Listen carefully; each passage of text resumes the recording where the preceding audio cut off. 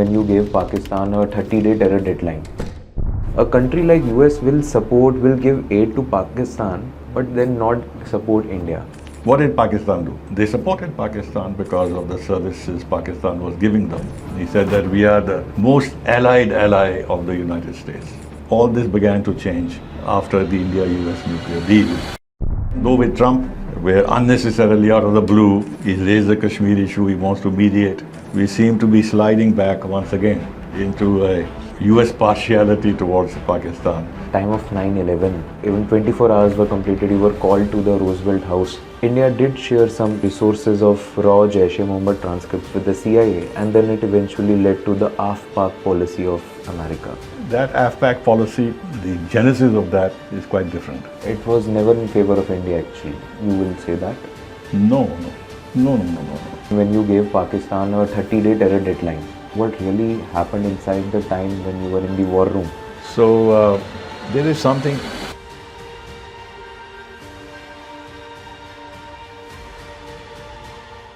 When we think of Ambassador Kanwal Sibal, we recall a distinguished diplomatic career, from representing India in Russia and France to serving as the nation's foreign secretary. In every role, one thing stood out: an unflinching eye for detail. Because in diplomacy, even the smallest oversight can change the course of negotiations. Every word in a treaty, every clause in an agreement, every legal nuance, they all carry immense weight. And in life too, especially when buying a home, details matter just as much. Not the aesthetics of walls or fittings, but the legal foundation of the property itself. Imagine investing your life savings in a dream home only to later discover that the title wasn't clear, approvals were missing, or RERA compliance was just ignored. That is not just a setback, it's a crisis. In foreign policy, errors are hard to undo. In real estate, they can be even costly. That is where Housypoint comes in. It verifies every legal compliance upfront: title checks, approvals, RERA status, so that your dream home stands on a foundation of trust and legality. Because whether it's the world stage or your own home,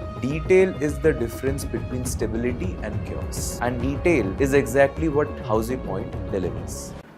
Before we start, I really want to say something here. Like literally, this is something that I personally felt, that's why I wanted to quote it here. Literally, from the lanes of partition from Lahore to the glittered salons of Paris, from the war tents of Kabul to the chandelier halls of Kremlin, your life has literally been like a world map. Like, there are too many things to figure out there. And people across continents see you as an ambassador who has seen sanctions, renegotiated aircraft carriers, even tweeted hard truths, and yet got the time to write Ghalib in 5 different languages.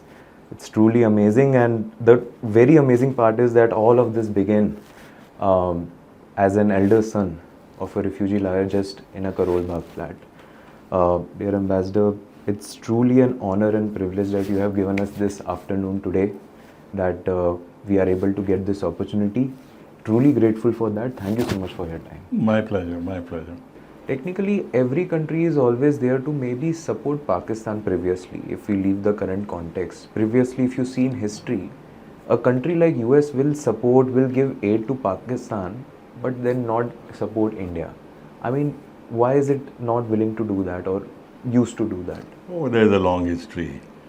Because during the Cold War, we chose to be non-aligned. Right. And not only we chose to be non-aligned, we led the non-aligned movement. And the entire global south at that time, all the developing countries, which had, not all of them had become independent by then, but those who had become independent followed in our wake. And John Foster Dulles, the Secretary of State of America at that time, his view was that either you are with us or against us. Right. So since we were not with them, so they proceeded on the assumption that we were against them. What did Pakistan do? It joined every military alliance of the United States. It joined the Baghdad Pact, it joined Seattle, and at that time, the Ayub Khan, I think it was Ayub Khan, he said that we are the most allied ally of the United States because of all these participation in all these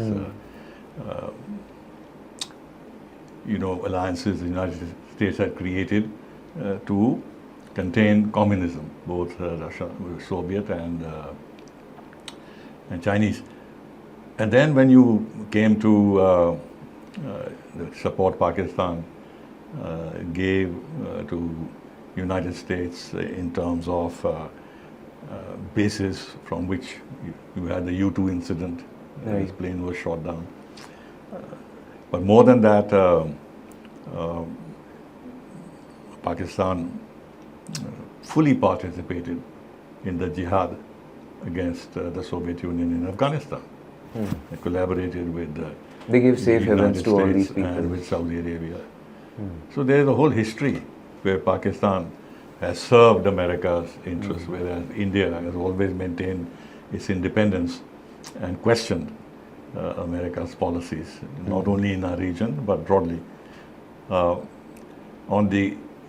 And therefore on the Kashmir issue, which for Pakistan has always been the most vital one in terms of its attitude and policy towards India, they supported Pakistan because of the services Pakistan was giving them.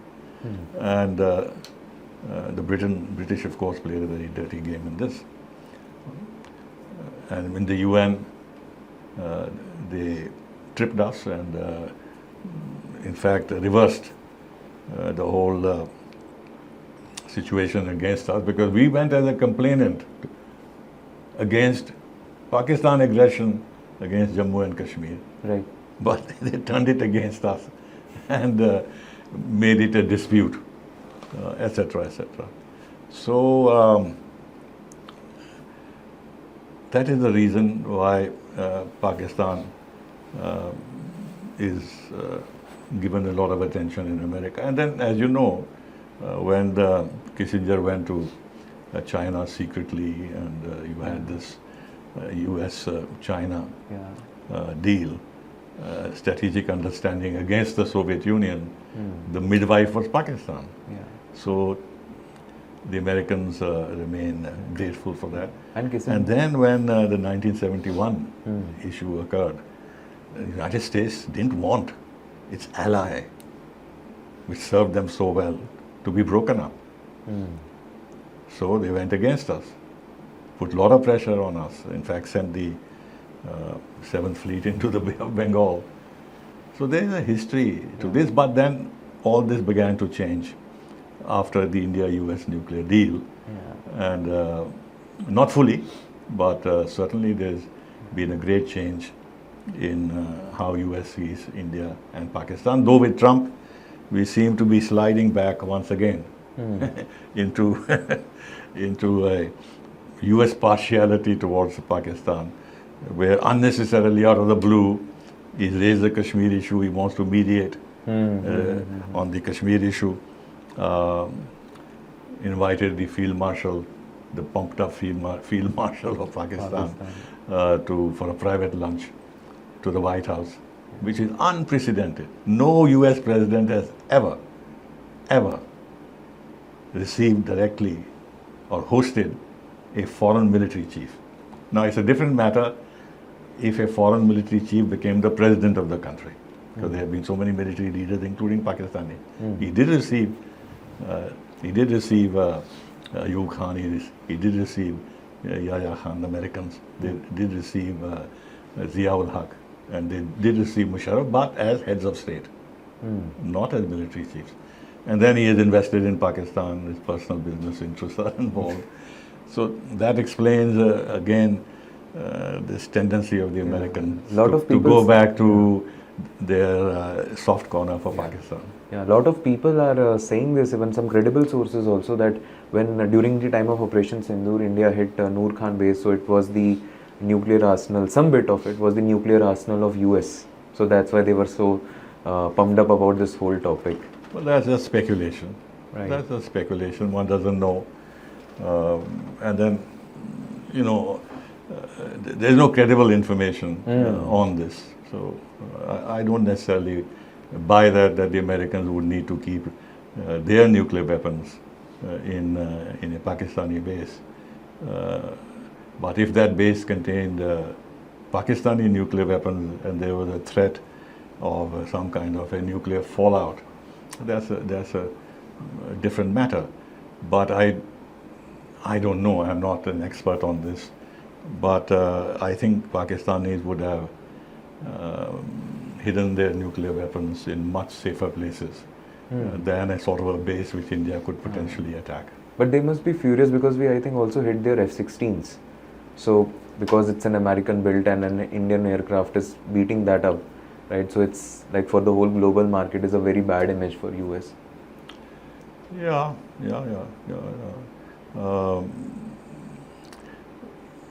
You know, one doesn't know, although our air chief has given evidence of our pinpoint strikes against bases, and one of them has F-16s apparently.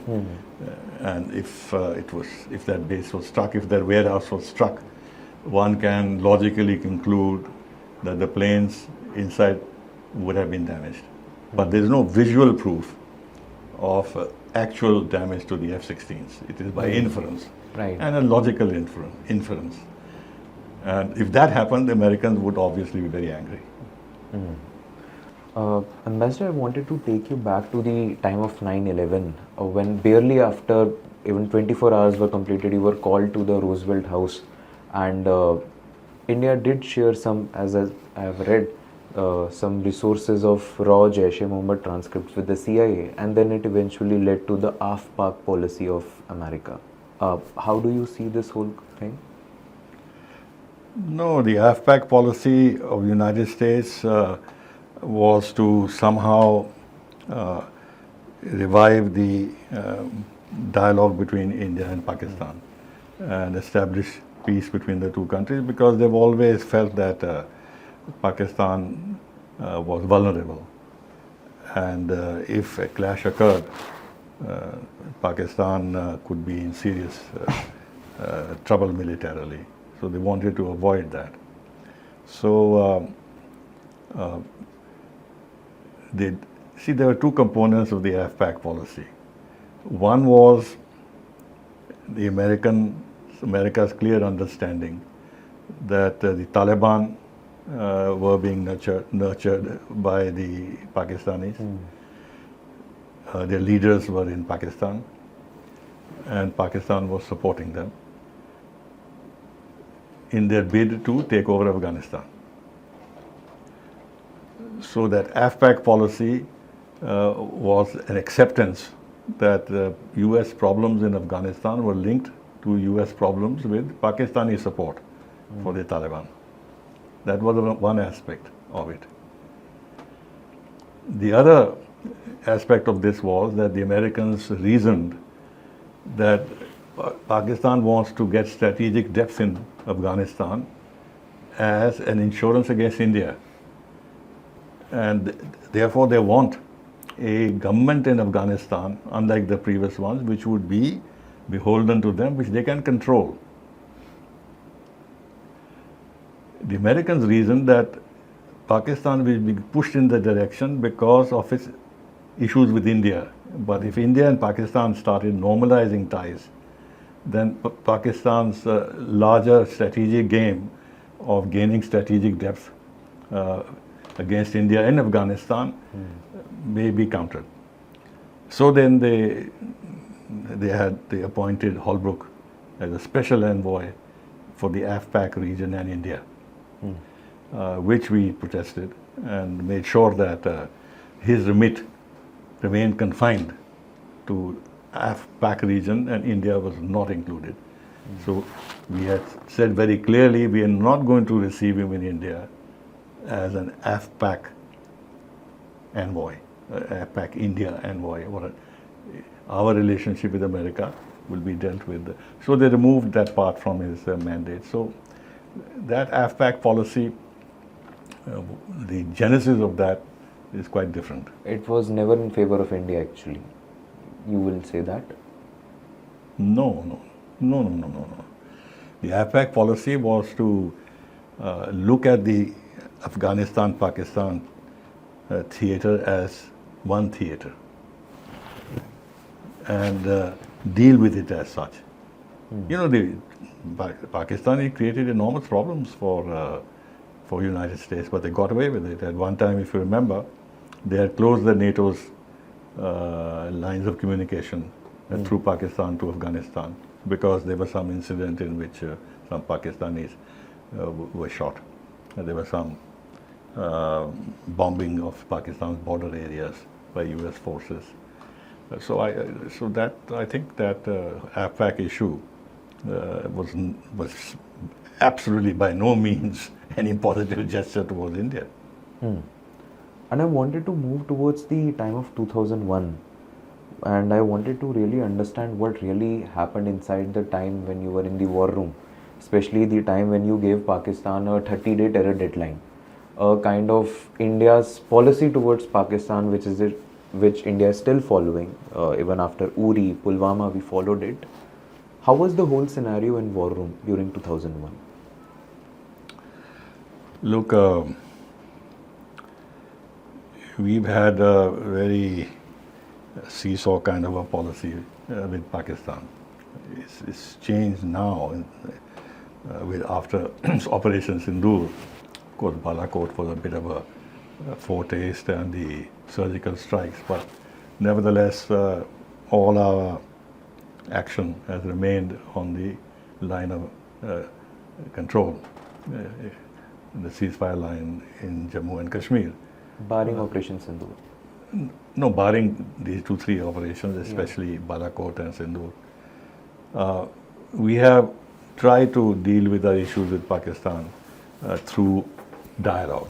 Right. And there has been, years of dialogue with them, especially the composite dialogue that started in the 1990s, 1996 or something like that, and continued, was interrupted because of the terror strike in Mumbai, but within a year and a half or whatever, I forget the timeline, was revived again. And then I think another attack occurred, whether it was Pathankot or something else, whatever occurred, and it got interrupted. So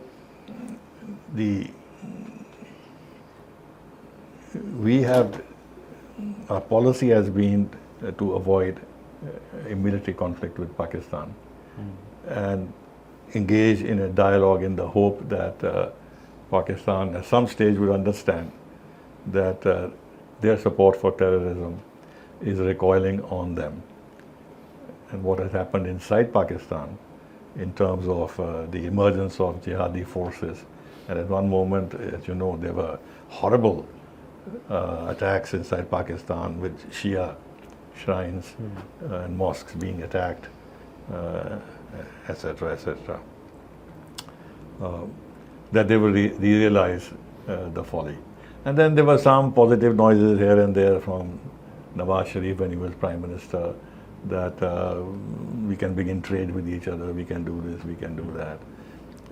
In between, we also tried to ease restrictions on Pakistani coming to India on the visa issue, people-to-people contacts, cricket matches, where both the Pakistani president and Indian Prime Minister, Manmohan Singh, were watching together. We tried all sorts of ways of engaging Pakistan in the hope that at some point they'll see the merit of normalizing ties with India. But this has been a fool's errand, which has led to Operation Sindoor, which was preceded by Asif Munir in his speech to the Pakistani diaspora, reviving all the negatives, the profound negatives of India-Pakistan relationship, that the Hindus and Muslims can't live together, that Pakistan and India can't live together. Yeah, they are different. And they're different in every way, culturally, this and that. And then having this totally bogus and absurd proposition that there have been only two Islamic states in history. One was Mecca and one is Pakistan. They were both created on the basis of religion. I mean, this is the theory he propounded now, but this kind of a man How do you deal with him? How do you try and normalize a relationship? But if you go back a little bit, there is this whole episode of trade between India and Pakistan. I forgot the timelines, but Nawaz Sharif had actually promised when he became Prime Minister that I will immediately resume trade between India and Pakistan. He didn't live up to that promise. And then during Imran Khan's time, the General Bajwa propounded the thesis that Pakistan should change its entire optic. And instead of looking upon itself as a security state, it should look upon itself as a connectivity state and establish links in the region, and propounded the view that there should be an opening towards India and trade and everything else. Imran Khan initially agreed, and then later went back on that, as you know. So there is something totally endemic. It's in the DNA of Pakistan. It's in the structures of Pakistan. That unless there is a total cleaning up, mentally, emotionally, economically, religiously, I can't see India-Pakistan ties in improving in the foreseeable future. Yeah. In the light of that, do you think diplomatically and even militarily Operation Sindoor was the apt response that Indian government did? We were compelled to do that because the manner in which the Pahalgam attack took place, it was extremely provocative. Attacking tourists, segregating them on the basis of religion, in some cases verifying physically whether they were Muslims or Indians or Hindus, and killing husbands in front of their wives is just too much. And in the background of Asif Muni's rants against India, I think a view was taken that we have to strike hard. Otherwise, this will be a problem that can become even bigger for us. And so the Prime Minister took the decision to hit back, and successfully so, in the hope that from now on Pakistan will think twice before engaging in such a major terrorist attack. Though, mind you, they will keep testing our red lines, and they will force us into a situation where we'll have to distinguish between a major terrorist attack and a minor terrorist attack. So they can continue their minor terrorist attacks, which will not give us the casus belli that we would need to hit at them again. So I don't think the problem of terrorism is over, or the Pakistanis feel that this is not an instrument they can use against India anymore. But yes, with regard to a major terrorist attack, I think they will think more than once before they get their hands involved in that. In today's time, nuclear threat is something that a lot of countries are using very loosely. And circling back on that, I wanted to go to the past of 1998 when you were ambassador to France back then. And I really wanted to understand, how did you craft the India-France deal back then, the nuclear deal? Because after the Pokhran II sanctions, almost all the world powers were against India and they were not willing to support India. But you kind of negotiated India's way to be there and get this deal done. So how was it done, sir? Well, you know, France joined the Nuclear Non-Proliferation Treaty in the 1990s. It took 2-3 decades because they felt that the NPT was designed to prevent France from becoming nuclear. That was it. It was an American ploy, and de Gaulle was very conscious of that. So they had no commitment to the NPT, though the official position was that we are not members of the NPT, but we will follow all the provisions of the NPT in our relations with others. They were flexing that a lot. So, so therefore, when we conducted our nuclear tests, the French, because of their own past and their reservations about the discriminatory nature of the Non-Proliferation Treaty, were receptive to our compulsions. And when on our side, our Prime Minister and the National Security Advisor said that, or rather, let me go back a little bit. President Chirac took the position publicly that India has made certain statements that we are not going to conduct any further nuclear tests, that we have announced a nuclear doctrine, and that the West should take this opportunity to begin a strategic dialogue with India. So I got a call from Brajesh Mishra that French president is saying that we should have a strategic dialogue with India. To karwao, why don't you push for this? So I went to the diplomatic advisor to the Elysee and said that our side is willing to immediately begin a dialogue with you, strategic dialogue with you. They said fine. And Brajesh Mishra said I can come within 48 hours. So actually within 2-3 days he came.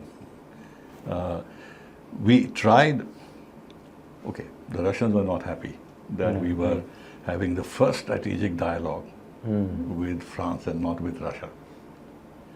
The British were totally on the American bandwagon, as is to be expected. And we wanted also, Brajesh Mishra also wanted to have a dialogue with Britain, but they were not responding. So we had our first strategic dialogue with France. So the French president said that we are not going to impose sanctions on India and that it will be business as usual, which was actually a big break in the unity that America wanted to force to impose sanctions on India. So the French were very, very helpful. Of course, being members of the P5 within the United Nations, they couldn't break ranks with the others, but they tried to be as positive as possible and kept us informed about what was being cooked up by the Americans and others to put more pressure on India. There are other things which they did and shared with us of a top secret nature. They were very helpful. So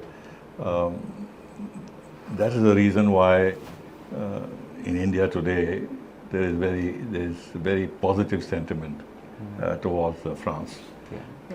The only two countries that have never imposed sanctions on us are Russia and France. So in the Western camp, in a larger strategic sense, France is a privileged partner. And how did this Indo-French strategic partnership got India its nuclear sovereignty? Nuclear? Sovereignty. No, the French, like India, believe in strategic autonomy. And countries which are powerful, especially those which have nuclear weapons, can exercise strategic autonomy more effectively than others. So they understood the compulsions India had to develop its nuclear capability. They understood the threat that we face from China in particular. But we are in a unique position. There is no other country in the world that has two nuclear powers as its neighbors. But more than that, those two nuclear powers collaborate with each other. And both those powers lay claims to our territory. So we have to cope with a very difficult situation.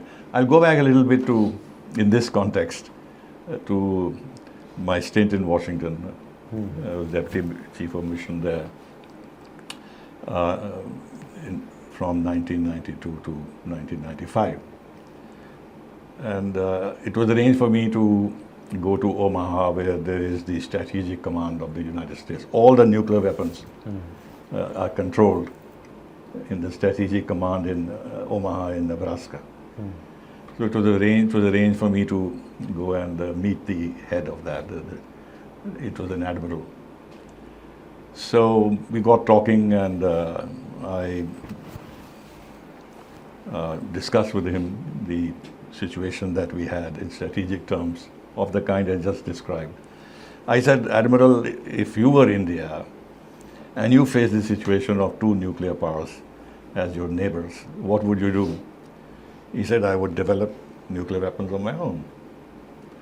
So I said, well, why don't you tell the State Department this? Because they are doing everything possible to prevent us from developing these capacities. Right.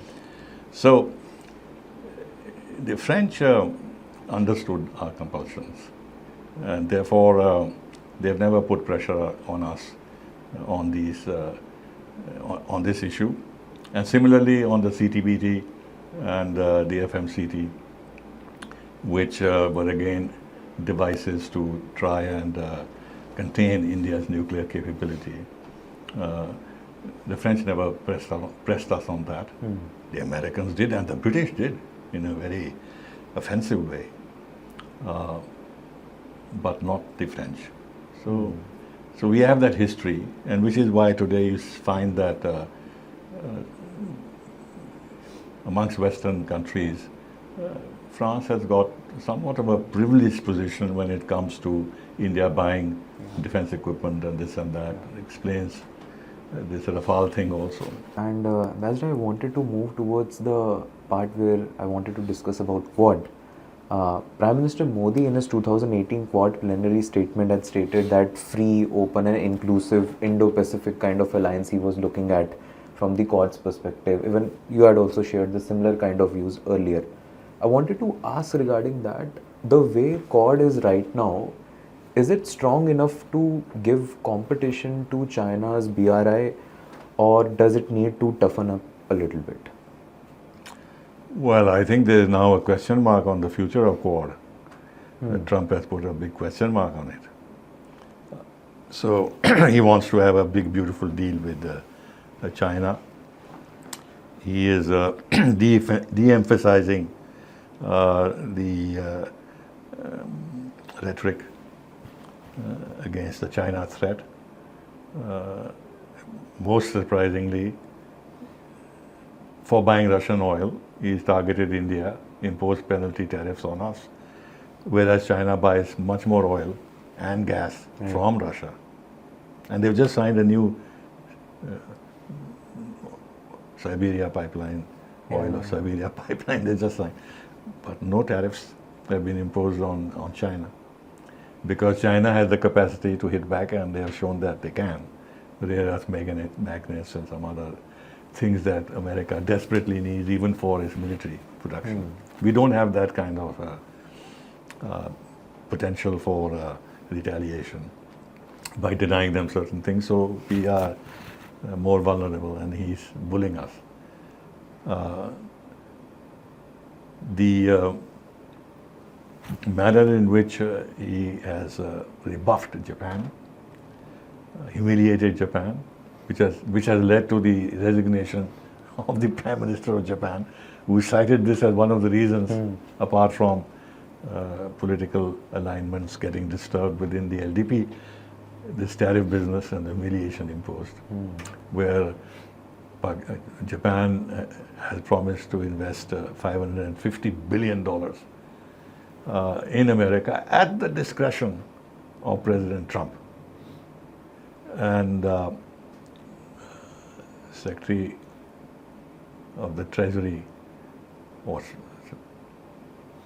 Lutnick, one of the Lutnick, I think, he made an amazing statement that we treat this as our sovereign fund, because it will be totally at the discretion of our president as to which sectors, where this money would be spent. So I mentioned in one of my posts that it's like in the medieval times you have to pay tribute to the emperor. So it's a tribute that Japan is paying to the American emperor. Look at what happened with South Korea. Right. He imposed, apart from imposing tariffs on Japan, 15%, he's imposed tariffs on South Korea, plus the latest incident where he has arrested 350 South Koreans working on constructing a plant, battery plant in the United States because of some visa issues. It's such an humiliation for South Korea. Anyway, so if you humiliate Japan, if you impose tariffs on Australia, 10% tariffs, and the Australians saying that, why? We have not imposed any tariffs on the United States, so why are they imposing 10% tariffs on us? They are unhappy. India is unhappy. So 3 members of the Quad are unhappy with Trump and the direction of his policies. So, and then on top of that, we had always wanted that the Quad should not be limited to the China threat. Because we understood that this China threat business is neither here nor there. Tomorrow, United States can have a modus vivendi with China. And then if we base the Quad on the China threat, then what's the purpose of Quad? Therefore, we had tried to give a wider base to Quad, where we could involve the Quad partners in development, in technology, in other issues which are shared by us, illegal fishing, this and that, human trafficking, natural disasters, that create a solid non-security basis also for Quad to survive. But the manner in which Trump is now fashioning his foreign policy, he is not interested on technology. He's going to impose a lot of restrictions. He intends to. And on other issues which are on the Quad agenda, I can't see Trump relating to those issues. So I wonder if the Quad summit would be held this year as planned. Remember, we were to hold this summit last year, but we ceded our turn to Biden because before going into oblivion, he wanted to be in the limelight. Limelight, right. So therefore, it was held in Connecticut, his home base. It is our turn now, but this is linked now. This was linked to a multi-sector trade agreement between India and USA, which would then be signed when Trump came here for the Quad summit. But we've not been able to sign even the interim agreement. Forget the multi-sector trade agreement, which has a much wider array of issues to be settled.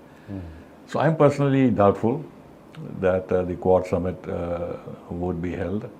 There is some thinking that maybe the summit can be held and Trump won't come, but J.D. Vance will come.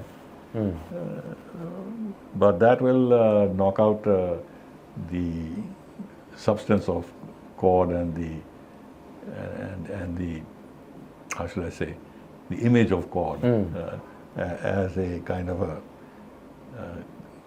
four powers coming together with a view to not only cooperate with each other but deter China's expansionism.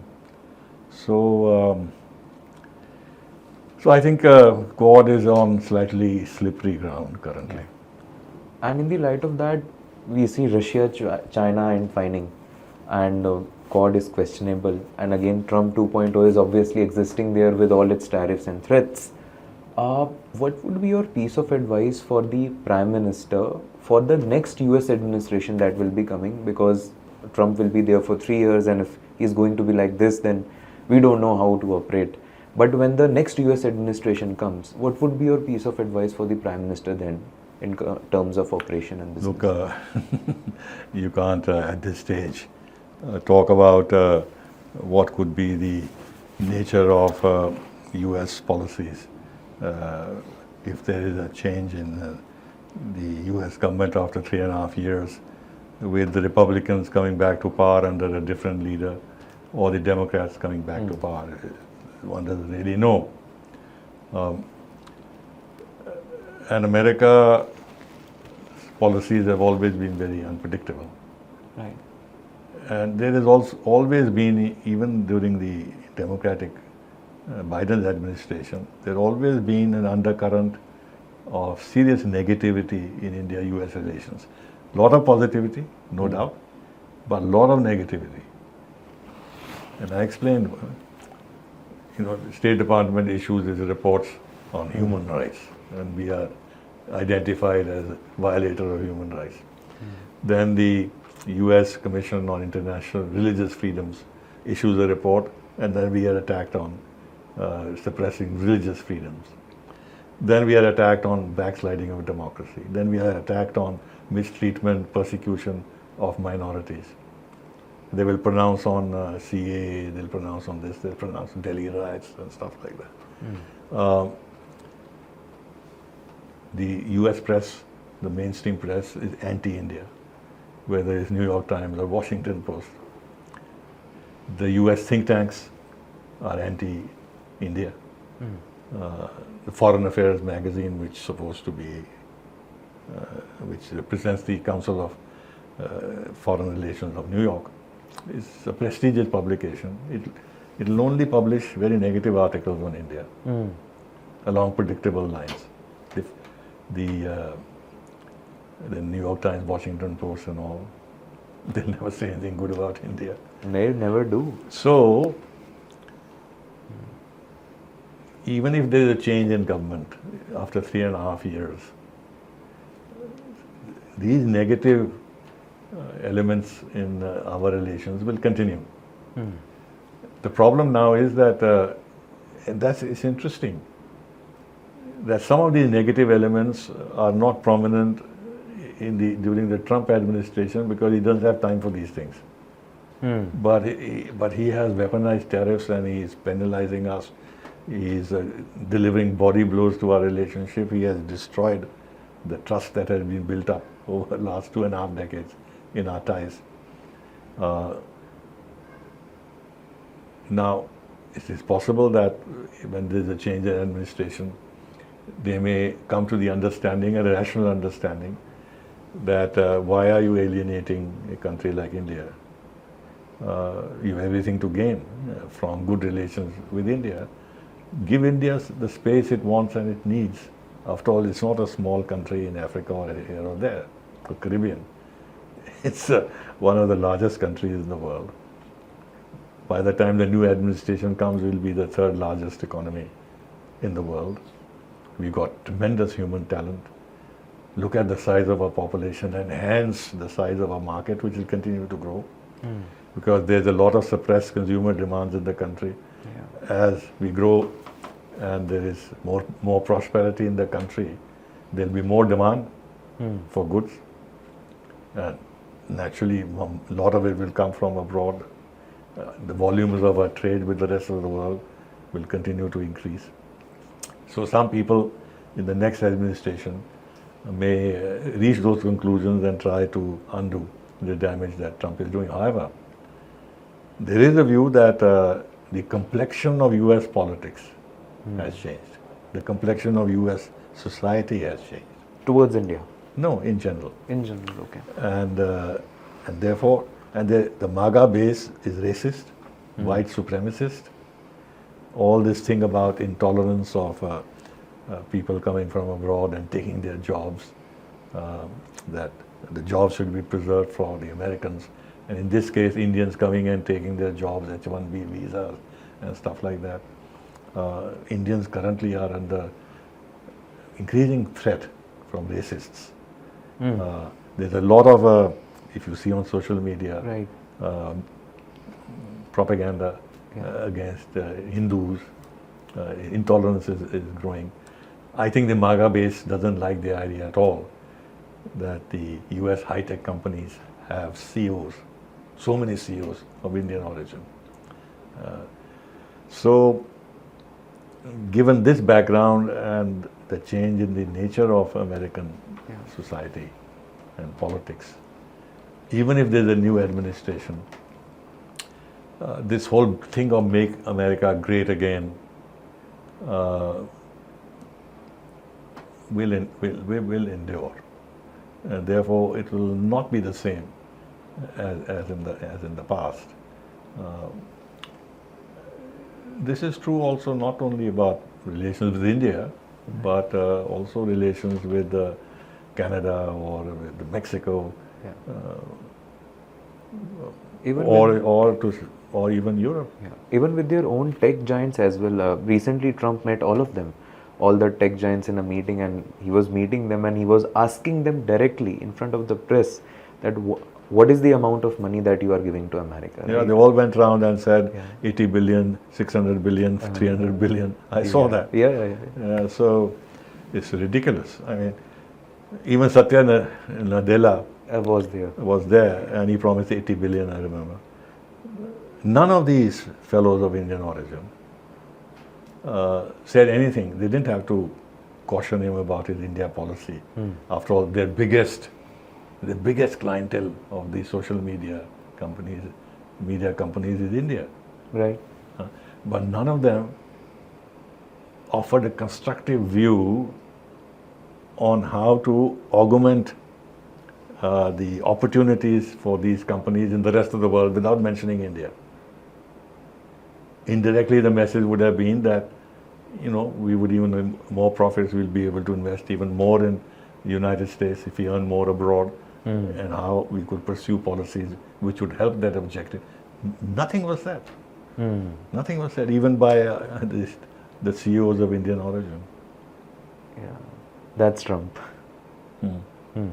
And Ambassador, almost concluding this conversation here, whether it's me or anyone looking back at your almost 6-decade-long arc of working in the Indian foreign policy, what is the advice that you personally wish to give to India from a strategic perspective, provided what is coming its way over the span of next 30 years? Well, the real answer lies in India's economic growth. There is no other way in which India can make its mark on the international stage, be given its rightful role in global governance, including permanent membership of the UN Security Council, be respected, be treated as an equal. There will be difficulties. It's not as if simply because you are strong and powerful, there aren't differences between countries. China has become very powerful, but look at the clash between US and China. So it's not as if problems will go away, but there will be a better balance in terms of how we relate to the world and how the world relates to us. So the real answer is economic growth. Now, this is not my domain, but if you're talking about economic growth, then what is it that you have to do in terms of reforms in our own country to be able to achieve that objective? Now, every day you have a lot of advice given in all quarters about what we need to do, ease of doing business, make a country investment friendly, simplify rules, streamline the bureaucracies, get it easier for foreign investors to find how to navigate our federal polity. Even that is a bit of an issue. Then taxation issues. All these needs addressing. And once you begin to address them constructively, then obviously you grow. And then the other positives from economic growth will come your way, as I mentioned. On the foreign policy front, we are relatively weak, but nevertheless we stand our ground. We preserve our strategic autonomy.